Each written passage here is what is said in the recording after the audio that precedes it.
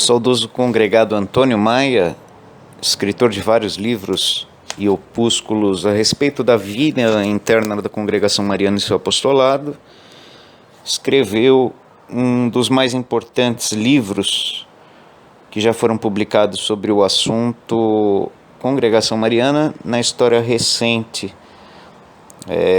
E esse livro se chama Para Ser Dirigente. Ele é um manual prático que discorre acerca da vida cotidiana de uma congregação mariana, e essa obra contempla vários aspectos, até mesmo, como propõe, sendo um manual prático, aspectos práticos, sobre como se faz reuniões, como se funda uma congregação, como se faz uma concentração de congregados marianos e assim por diante. Mas, sobretudo, é importante ressaltar o trecho final dessa obra, que diz a respeito exatamente do como ser dirigente, ou, dando sentido ao nome do livro, para ser dirigente. Então, aqui são ressaltados vários aspectos importantes da vida de um dirigente. Então, na formação de hoje, a gente vai se ater à segunda parte dessas observações, e nesse caso discorrem sobre a questão do amor e da humildade de um dirigente. Aqui, quando nós falamos sobre dirigente, nós estamos falando sobre as lideranças da congregação mariana, dos diretores, mas também isso se dirige a todo o congregado mariano, já que cada um que é consagrado é um potencial dirigente dentro de uma congregação mariana. E assim seria o ideal, realmente, que cada congregado se colocasse já desde o início numa postura de dirigente, mesmo que não desempenhe um cargo ou uma função dentro da diretoria da congregação. Então, a questão do amor e da humildade de um dirigente é importantíssima. E isso é uma coisa a ser trabalhada internamente pelo dirigente. Então, o congregado Antônio Maia discorre em diversos tópicos a respeito disso. Então, ele inicia falando o seguinte: o dirigente precisa fazer-se obedecer e fazer-se amar. E isso ele vai fazer amando e obedecendo. É como se diz, a palavra comove, dizer as coisas comove, agora o exemplo arrasta. E nesse caso o dirigente arrasta pelo exemplo. Não adianta o dirigente dizer que os congregados devem se amar se ele mesmo não é o iniciador desta prática. A mesma coisa com relação à obediência. Então, essa deve ser uma primeira marca da humildade de um dirigente. Essa obediência, é lógico, ela está no sujeitar-se à hierarquia constituída da igreja. A começar, lógico, pelo Papa, pelos bispos e, em primeiro grau, ao sacerdote, que é o padre diretor. Então, um dirigente que não se reporte em espírito de obediência ao seu superior, no caso de um presidente, por exemplo, que se reporta ao sacerdote, ele não vai inspirar aos seus, como até usa esse termo o Antônio Maia, não vai inspirar os seus subordinados a obediência a ele mesmo. Então os congregados vão olhar para ele e falar: bom, se ele não obedece o sacerdote, o padre diretor, por que eu vou obedecê-lo? Então o exemplo neste caso é a obediência aos seus superiores. E dentro de uma diretoria você tem cargos também que estão subordinados a cargos superiores. Então você tem toda a diretoria constituída, então você tem o vice-presidente, o secretário, o tesoureiro, eles estão, de certa forma, então subordinados ao presidente, a todos os que o precedem nessa hierarquia constituída. Então, cada um dos dirigentes dessa diretoria deve se reportar em espírito de obediência também aos seus superiores. Então não adianta, por exemplo, um secretário dizer que deve se acatar o calendário de atividades da congregação se esse mesmo secretário não acata aquilo a que orienta o seu presidente. Do mesmo jeito, não adianta um tesoureiro cobrar as mensalidades, sendo que o próprio tesoureiro também não presta suas contas quando solicitado pelo presidente. Então, essa relação de obediência é um exemplo. Não é tanto aqui a ênfase na questão do funcionamento da congregação. Não é obedeçamos para que funcione bem. É obedeçamos para que possamos dar o exemplo aos que estão abaixo de nós. Então, sob esse aspecto, todo dirigente ele deve obedecer.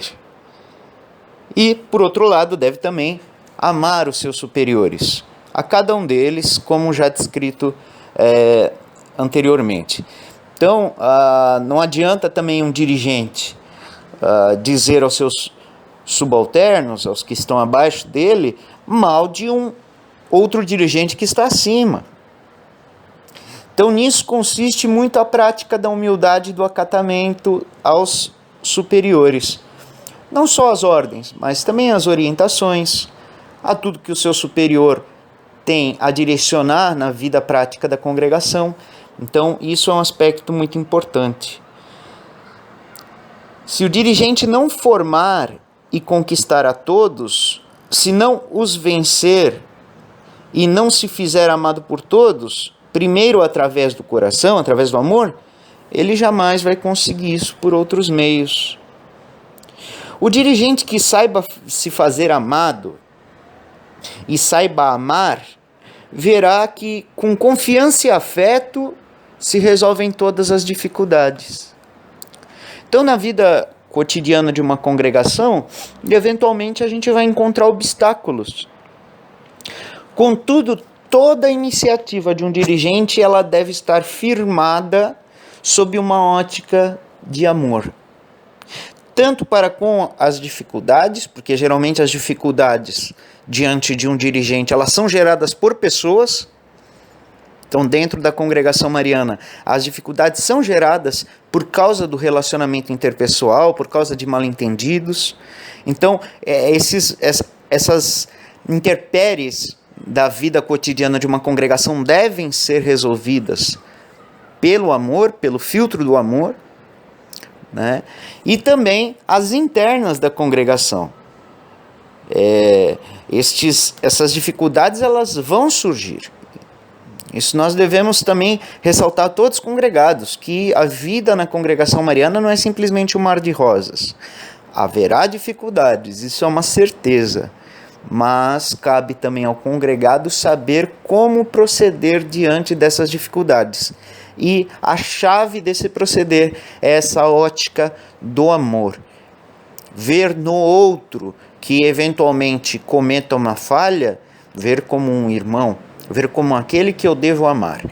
Então, o dirigente, por proceder-se dessa forma, dando assim um exemplo, ele vai se fazer amável.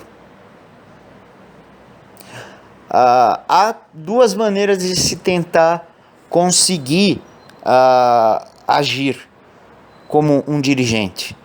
A primeira, já adianto que não dá certo, que é impor a autoridade. Ser um general. Isso não resolve. Isso não resolve como dirigente. Não é na base do grito que aqueles que estão subordinados vão passar a respeitá-lo. Mas, sobretudo, e aqui a gente retorna na questão do exemplo do amor. Quando um dirigente é amável, amável no sentido daquele que ama e por amar faz-se alguém que é merecedor de ser amado, isso é amável. Quando o dirigente é amável, ele será amado pelos seus subordinados. Quando um dirigente se coloca numa postura generalesca, aquele que simplesmente quer ordenar os seus subordinados, aí não se estabelece um relacionamento com eles sob essa ótica do amor. Então, é um ponto a ser avaliado. Sou duro, sou ríspido, sou gritão, então isso precisa ser corrigido. Preciso olhar a maneira como eu dirijo sob a ótica do amor. Então, ser general, apesar de que estamos num sodalício, estamos numa congregação mariana com inspiração, que tem uma hierarquia muito bem definida, bem constituída, ser general nesse sentido, de dar ordens, gritar, ser duro, ríspido, isso não resolve. É diferente, por exemplo, quando em qualquer situação pública, como numa procissão, como numa apresentação, todos os congregados se colocam num espírito de sodalício, cerram as fileiras, colocam-se ombro a ombro. Aí sim, então, os dirigentes impõem a sua voz e falam com firmeza. Mas no trato particular com cada um, no trato do cotidiano, isso não pode ser, não é a regra. Não é a regra. A rispidez não é a regra do dirigente. Acerta o dirigente que ama. Ama, coloca tudo sob a ótica do amor. Então esse é o segredo do trato. E ressalta o Antônio Maia, o congregado que é dirigente, ele deve possuir o amor do próximo. E aqui a gente tem o nosso lema, né? Amar e servir. Olha só que bela dupla nos norteia no dirigir da congregação mariana. Amar e servir. O amor e a humildade. Porque eu, sendo humilde, eu sirvo. E servindo, sirvo como exemplo também aos demais. E os demais servirão. Amando, eu me faço amável. Os outros me amarão. E pelo exemplo do meu amor, eles amarão também aos demais. Toda autoridade, ela vem de Deus. Na congregação mariana, um presidente de federação, não tem uma autoridade porque ele é o que é. A autoridade mesmo vem de Deus Nosso Senhor. Proximamente, ela vem do diretor, do padre diretor da congregação mariana. Então, a autoridade de um dirigente, ela é confiada, não é própria de um dirigente. Um presidente, por melhor que seja, um secretário, um tesoureiro, um instrutor, por melhor que sejam, eles não teriam autoridade alguma, e aí parafraseando o nosso Senhor Jesus Cristo, se não fosse dada por Deus. Em última análise, a autoridade é toda de Deus. Daí a importância do dirigente conversar constantemente com aquele que tem toda a autoridade. Mas isso é um assunto para outra formação. A autoridade ela é dada para um dirigente não para que ele se beneficie. Não existe nenhuma relação de acúmulo de honras. É, certamente, uma honra ser dirigente da congregação mariana. Mas isso não faz com que um dirigente seja colocado num pedestal. Pelo contrário, faz com que o dirigente ele seja aquele que mais se coloca a serviço. É a mesma lógica da hierarquia da igreja. O maior na hierarquia é aquele que mais serve. Então a gente supõe que o que mais serve é o Papa, depois o que mais serve são os bispos e por aí vai, até chegar nas ponteiras dessa hierarquia. Então, o dirigente, ele cumpre uma missão como dirigente, com uma autoridade que lhe é confiada por Deus. Tendo essa autoridade confiada por Deus, é uma missão grandiosa que ele recebe. Ele não faz nada em benefício próprio, ele faz em benefício daquela autoridade que lhe foi confiada. Então, por ser uma missão tão grande, confiada pelo próprio Deus, o dirigente, ele sobrepõe essa missão às suas opções pessoais. Então não é o que um presidente acha que é melhor ser feito. É aquilo que, sob uma ótica espiritual, porque o dirigente deve ser uma pessoa espiritualizada, é uma ótica justa. Sob essa ótica de justiça, ele vê o melhor para a congregação mariana e não melhor para ele. Muitas vezes um dirigente, ele vai agir contrariamente à própria vontade. E isto é normal. Muitas vezes ele vai estar à frente de algo o qual ele gostaria de estar fazendo diferente. Porque, inspirado por Deus, sob a ótica do amor, ele enxergará determinada parte dessa sua missão como dirigente a ser seguida desta ou daquela forma, mesmo que contrarie a sua vontade. A missão do dirigente, ela não é simplesmente uma missão. Ela é um chamado. Ela é uma vocação. Porque todo aquele que é chamado a ser dirigente, praticamente se torna um estado permanente. Ninguém que é dirigente depois deixa de ser dirigente. Então isso é também algo a ser discernido. Você recebe um chamado para estar à frente de algo. E eu não digo que ser dirigente seja uma coisa perene, no sentido de que, uma vez presidente, você vai ser presidente para sempre. Não é isso. Não existe cargo perpétuo dentro da congregação. Mas há aquele ethos, há aquela essência do dirigir, do conduzir, que deve permanecer. Antônio Maia diz que isso é quase uma predestinação. Como já dito, o dirigente, ele recebe uma missão de alguém maior que ele, que é o próprio Deus. Então, essa missão, ela deve estar direcionada àquele que é o princípio e o fundamento. E aí voltamos aqui a Santo Inácio de Loyola. Princípio e fundamento. Qual é o princípio e fundamento de tudo aquilo que fazemos na congregação? Chegar ao conhecimento de Deus, amá-lo e servi-lo. E no final da nossa vida, voltar para Ele. Então, resumindo, o princípio e fundamento é isso. Então, toda a missão de um dirigente deve ser esta. Então, se você faz qualquer coisa como dirigente, esquecendo o princípio e fundamento da nossa existência na Terra, você desvia-se.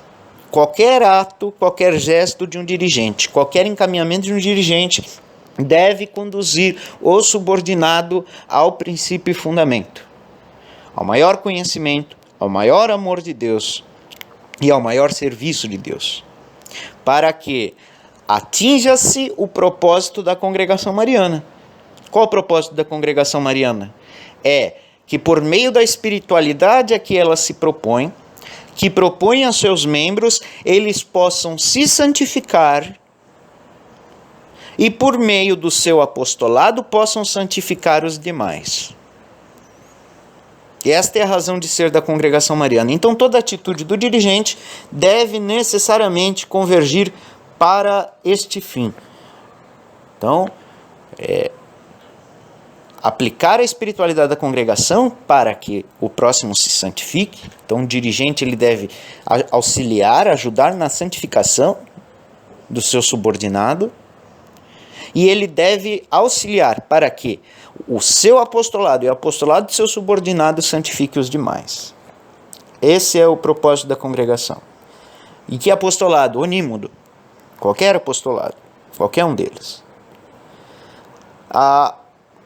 Continua Antônio Maia, ele fala assim, a autoridade ela está ligada à existência e à consciência de que há essa missão superior.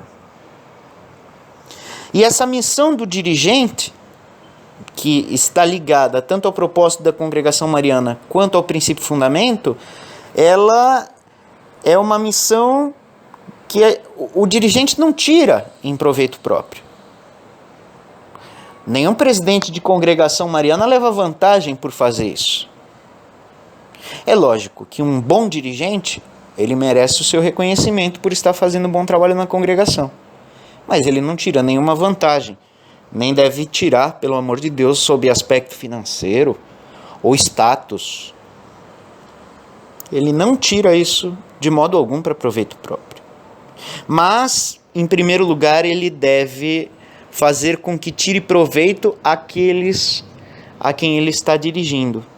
Então, a alegria de um dirigente deve ser ouvir ou perceber que aquele que está sendo dirigido está tirando proveito do que está fazendo.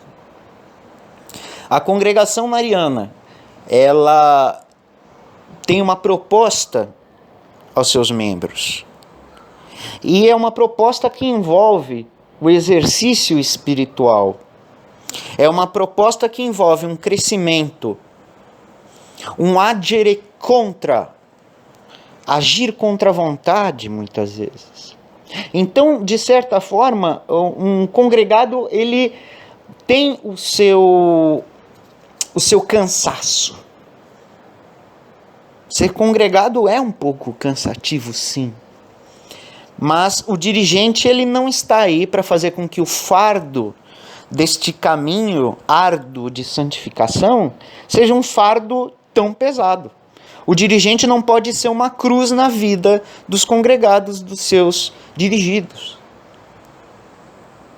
Ele deve ter a justa medida para tudo que ele solicita aos seus subordinados.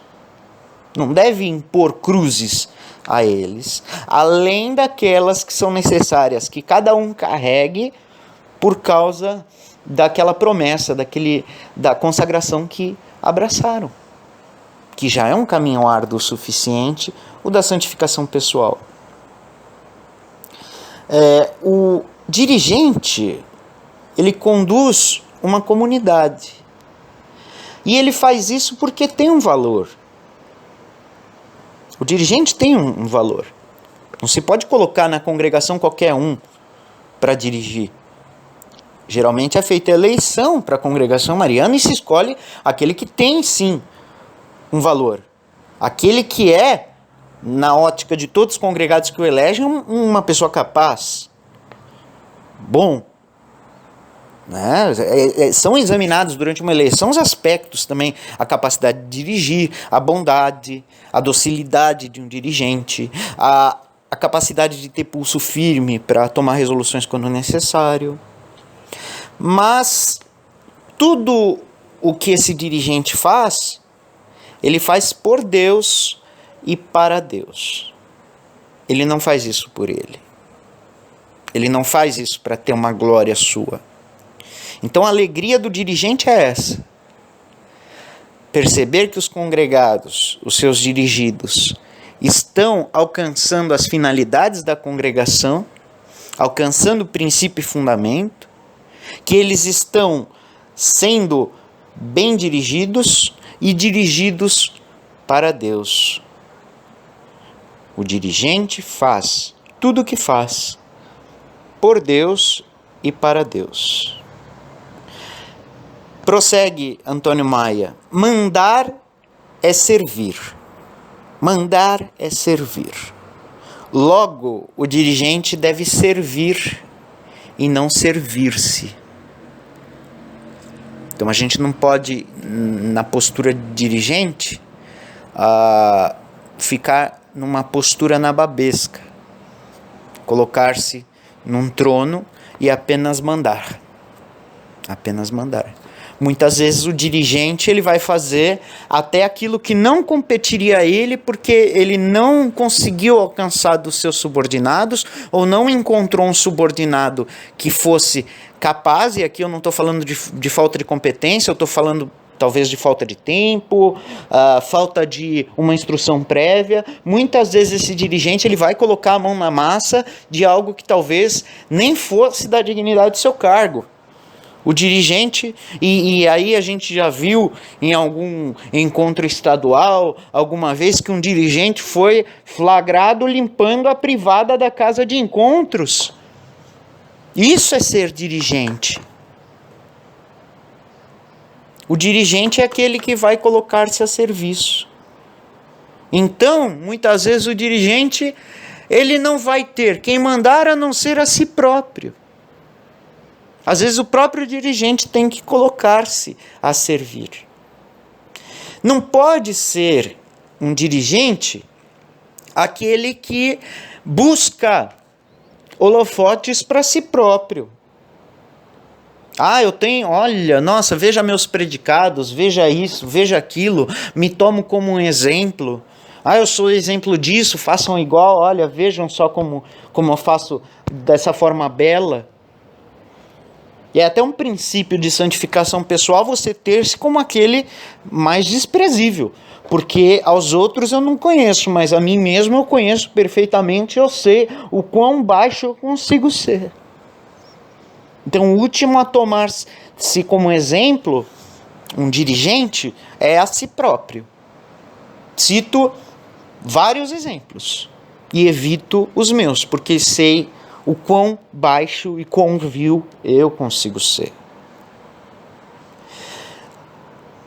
O dirigente, por essa postura mesma de humildade, de considerar-se como o pior de todos, e aqui não é um masoquismo, é simplesmente um exercício de melhoria própria. Por ele colocar-se dessa forma, ele tem que estar numa constante aceitação de uma melhoria própria sua. Não é porque eu cheguei num cargo de dirigente que eu sou perfeito e me escolheram porque eu sou perfeito. Eu mesmo tenho muitos erros. É assim que deve pensar um dirigente. Eu mesmo estou sujeito ao erro. E eu tenho sim, com certeza, muito a corrigir em mim. O que importa é a obra a ser realizada.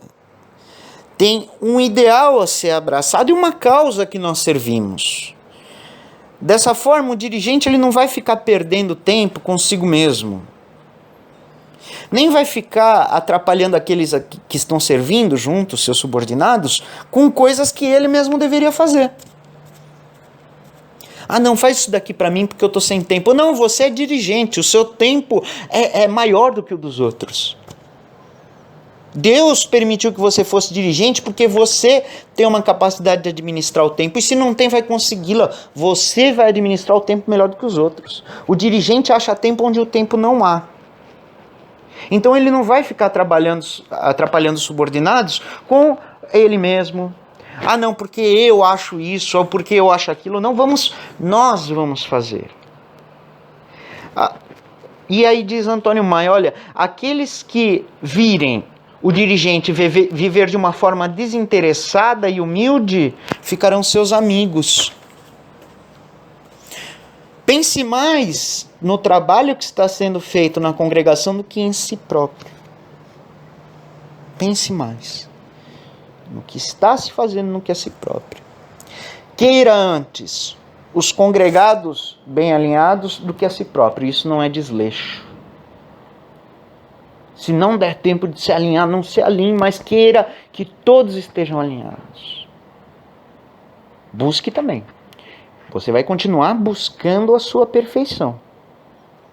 Mas esqueça um pouco de si próprio. Saia de si. Um dirigente sai de si. Sai de si, porque ele entende, ele vê de uma maneira mais plena a missão que está sendo confiada a ele e sabe o quão importante é ter esses subordinados colaborando, todos eles.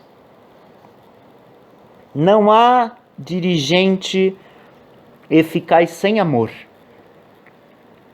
Sem amor, eu nada seria. Porque tudo o que se consegue pela força é de duração efêmera. O que se faz obrigado não dura. Mas a vontade ela é conquistada pelo coração.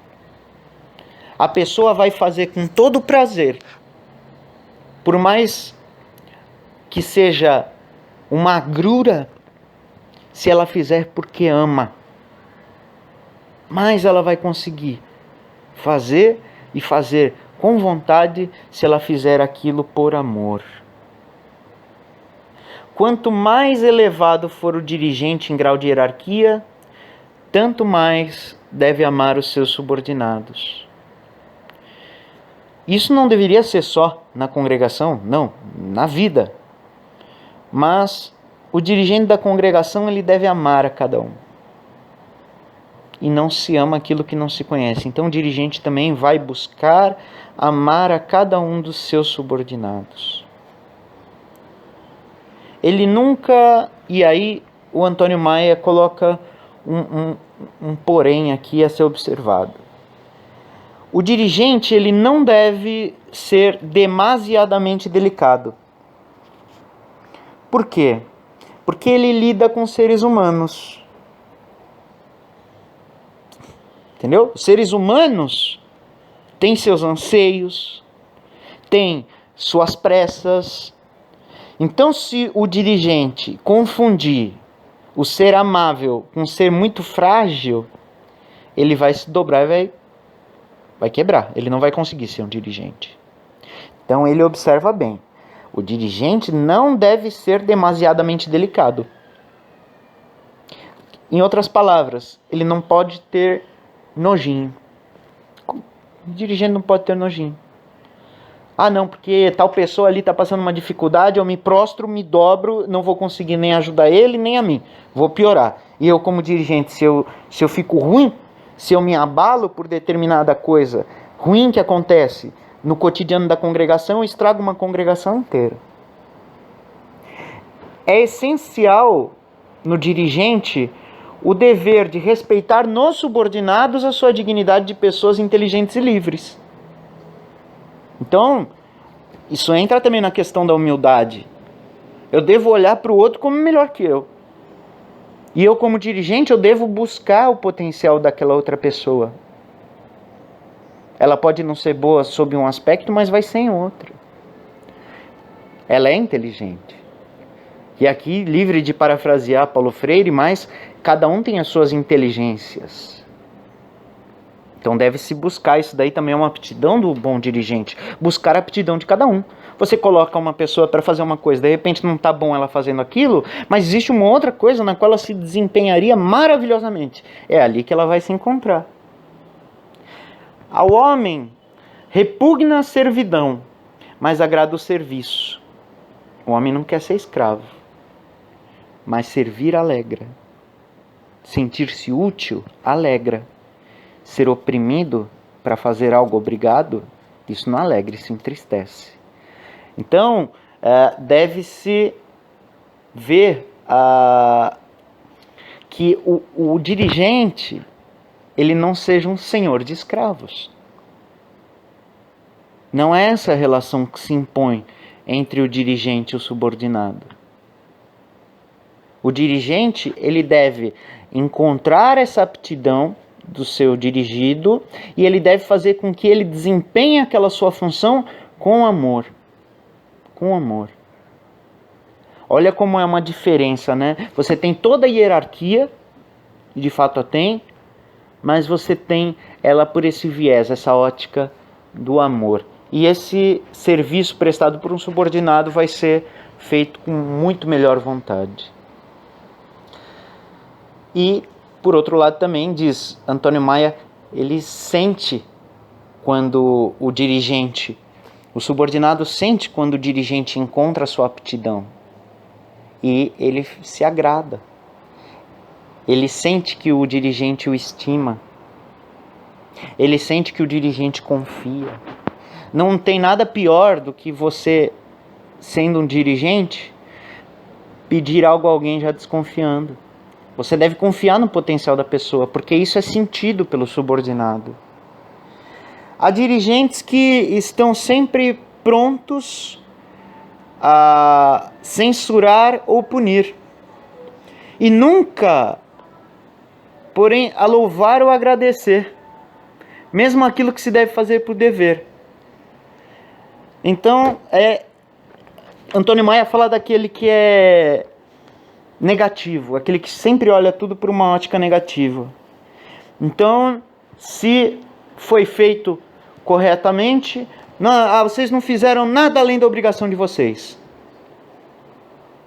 E agora, quando dá alguma coisa errada, é censura, é punição, é esbravejar. Tá errado, por que vocês fizeram desta forma? Olha só. E temos dirigentes, infelizmente, que são assim. Não abrem a boca uma vez para elogiar, mas sempre que dá uma coisinha errada, é falar mal, é dizer sobre incompetência, é fazer todo um discurso de desânimo. Não, meus queridos. Quando a gente lida com seres humanos, o que a gente tem que esperar é que sempre dê errado, porque o fator humano, ele é suscetível a erros. E quando dá certo, a gente vai elogiar. O dirigente elogia. Mesmo que for uma coisa pequena, mesmo que seja uma coisa pequena, o dirigente elogia a simples presença. Um pequeno serviço, que pode ser, até analisando de uma forma geral, uma coisa insignificante, ele merece sim um elogio. Merece o elogio. Porque quando algo der errado e o dirigente simplesmente se calar, isso já vai ser para o seu subordinado uma espécie de punição. Você não precisa esculhambar por causa de um erro. Você simplesmente se cala. Olha como você tem o valor. Como você eleva o valor da coisa. O simples fazer, a simples presença merece elogio. A ausência, o erro, não preciso criticar. Não é necessário que eu critique. Por outro lado, um bom dirigente, no momento em que identifica algum erro, alguma deficiência, ele orienta. Porque bronca por bronca não faz com que ninguém se eleve. Não eleva ninguém. Dá uma bronca simplesmente. Agora, orientar no sentido da melhora, com amor, isso sim faz com que aquele que cometeu o erro consiga se aprimorar. O dever de fazer ou obedecer não exclui o louvor do dirigente quando os subordinados trabalharem a contento. Então, não economizem elogios. Não deixe de louvar os seus congregados, por menor que seja o gesto, a atitude, o dever cumprido. Não deixe de elogiar os seus congregados. Nada desestimula tanto quanto a indiferença e o silêncio de um dirigente. Por quê? Tudo que se faz na congregação exige um esforço, exige um sacrifício. A simples presença exige um sacrifício. O dirigente, ele não pode se esquecer que muitas vezes o congregado larga tudo o que está fazendo para atender determinada coisa. E o simples sacrifício, mesmo que não fazendo nada, a mera presença, ela é, de certa forma, para as pessoas um sacrifício. E silenciar diante desses pequenos sacrifícios desestimula. Não há nada melhor para estimular o subordinado do que saber ser apreciado pelo dirigente e dele merecer total confiança e amizade. E o dirigente, por isso, ele deve se mostrar satisfeito, mostrar o seu amor, a confiança, a amizade, no momento em que a pessoa que está subordinada sente uma necessidade desse tipo de coisa para continuar. A tendência do homem é sempre se afastar, repelir o trabalho. A gente quer permanecer sempre em repouso. Então, qualquer trabalho, qualquer coisa que supõe-se esforço, ele repele. Mas ele sente uma honra em realizar aquilo. Ele sente uma honra em fazer, por mais que seja difícil. Então o dirigente ele tem que fazer com que os subordinados eles partilhem de um ideal que faz com que esse repelir do árduo, né, seja superado por algo maior. Então um ideal é maior do que isso. Isso deve sempre ser estimulado. De outro modo será impossível a cooperação por amor. Tê-la-á por indiferença ou por interesses secundários. Então, é dever do dirigente também estimulá-lo sempre. Estimulá-lo no amor. E por que estou fazendo isso? Pelo nosso fim. Por aquilo que devemos fazer, e não por outra coisa. Porque senão ele começa a fazer por outro motivo. Por achar que pode levar alguma vantagem, por achar que o simples fazer daquilo vai render-lhe algum espaço maior. Ou, né? Não é essa mentalidade no fazer. Então o dirigente ele deve sempre imbuir os seus subordinados do ideal. A colaboração se obtém colaborando. E a melhor forma de colaboração o dirigente encontra no amor e na amizade. O dirigente não envolve no triunfo somente a sua pessoa, o seu valor, os seus esforços, mas de todos os que são subordinados. O dirigente, ele não fica falando eu faço, eu fiz. Mesmo que tenha uma única outra pessoa ajudando, é sempre nós. O dirigente ele dá o exemplo. E assim dando o exemplo, ele vai conseguir arrastar pelo exemplo os seus subordinados. Aqueles que veem o dirigente trabalhando até a canseira, botando a mão na massa, ele vai se sentir impelido a fazer o mesmo. O prestígio do dirigente ele vem mais do amor e da dedicação aos que são subordinados do que propriamente do valor pessoal ou técnico. Então um dirigente ele não é aquele que sabe mais, aquele que tem condições de falar, ou aquele que se dedica aos seus subordinados, aquele que ouve. A virtude principal do dirigente, talvez seja a mais rara, é uma verdadeira humildade. E isso é que deve ser cultivado no dirigente. Uma humildade verdadeira, sincera. E o que destrói qualquer dirigente é ser orgulhoso. Ah, conseguimos isso tudo, veja onde chegamos, porque eu estive à frente. Isso destrói. Não há qualquer congregado, qualquer subordinado, qualquer congregação que se goze de ver um dirigente dizendo que tudo foi conquistado por causa dele. Se houvesse uma única mentalidade para todos, certamente um animado pelo outro diante de um dirigente que dissesse que ele mesmo fez tudo sozinho e que tudo foi feito por sua própria capacidade, se levantaria, toda a congregação e iria embora. Também que um dirigente ele fique repreendendo os subordinados, né? Desculpa até usar o termo, mas dando esporro neles, na frente dos outros, berrando. A caridade, ela exige muito tato para que a gente não fira suscetibilidades, que a gente não magoe o amor próprio de cada um. E as pessoas têm amor próprio. O dirigente, por mais que ele seja rigoroso, e é bom que ele tenha um certo rigor, ele pode e deve ser amado. E geralmente o é muito mais do que um dirigente que é mole, fraco, indiferente, que não faz nada, que não toma atitude. Geralmente aquele que é mais firme, ele é mais amado. Porque os congregados encontram nele essa força para prosseguir. Por mais que o dirigente tenha também os seus defeitos. A mansidão, ela não impede uma firmeza.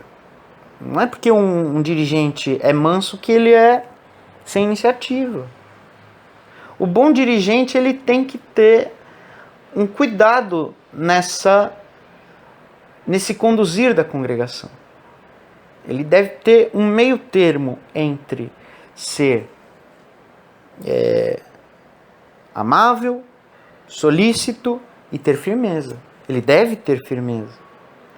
Agora, aqui cabe encontrar-se esse equilíbrio. A calma reflete segurança e educação. Então, o dirigente, ele não fica desesperado, por mais que a situação esteja calamitosa. O dirigente, ele não fica doido. Ele não tem ataque de nervos. Ele não fica descontrolado. Mas diante da calamidade, ele deve ser o equilíbrio. Porque senão ele desgoverna toda a congregação. O dirigente, mesmo que ele tenha muito tato, seja muito bondoso, sempre vai ter alguém que seja descontente, que seja contraditório, alguém que se oponha, e tem a gente que seja implicante, teimosa, despeitada. Aí também a gente tem que aprender a lidar, mas sempre com humildade, com amor e sendo forte. O dirigente, ele não pode ficar... como é que se diz? Ele não pode ficar desesperado diante de uma oposição. Ora, mas você está contrariando. Isso acontece. A oposição existe. Mas isso não é motivo para você também se descabelar, nem se irritar. Às vezes esse opor-se, ele é benéfico. E aí cabe também a gente ouvir, mesmo a oposição. Mesmo a oposição. Às vezes ela é justa, é benéfica e até necessária. A oposição para o dirigente, ele tem que ser um termômetro para ver se está indo bem. É lógico que tem muita gente que é despeitada, que é invejosa, que é besta mesmo, Mas o dirigente, ele vai ter que levar isso com traquejo. Não vai ter ódio. Às vezes, se você tem um cara despeitado ali, infelizmente isso pode acontecer, às vezes o silêncio. Mesmo porque, diante de situações de contrariedade, você vai estar em comunidade. O dirigente, ele está vivendo em comunidade. E ele vai ter que, mesmo nessa contrariedade, dar o exemplo. Não tem um momento que o dirigente vai falar assim, tá bom, vamos amar e ser humilde, mas agora deixa eu responder à altura. Não tem isso. Não tem isso. Não tem um adendo. O dirigente, ele deixa-se amoldar e enobrecer-se pelo amor, como se eleva pela humildade. Ele deixa-se amoldar e enobrecer-se pelo amor. Então, mais nobre é o dirigente, quanto mais ele coloca tudo nessa ótica do amor, até mesmo a contrariedade. Como ele se eleva sendo humilde. Então, não tem aquele apelo à autoridade. Só em caso extremo, o dirigente apela à autoridade. E aí, conclui Antônio Maia, o segredo da grandeza do autêntico dirigente é avançar e nunca voltar atrás no amor. O amor, a gente sempre evolui, a gente sempre vai para frente. E isso é uma coisa que constantemente deve ser trabalhada pelo dirigente. Não há dirigente que se preze que, sendo um bom dirigente com todas as letras, ele não trabalhe com essa análise, como estou amando no meu dirigir, como estou servindo. E aí está então esse grande mote, amar e servir. Isso deve ser o norte para o dirigente, e ele deve sempre se aprimorar, nunca voltar atrás nisso, nunca recrudescer, mas sempre ir adiante, para que pelo seu exemplo todos os seus dirigidos, seus subordinados, seus congregados possam cada vez mais aprender a amar e a servir para alcançar os fins da congregação.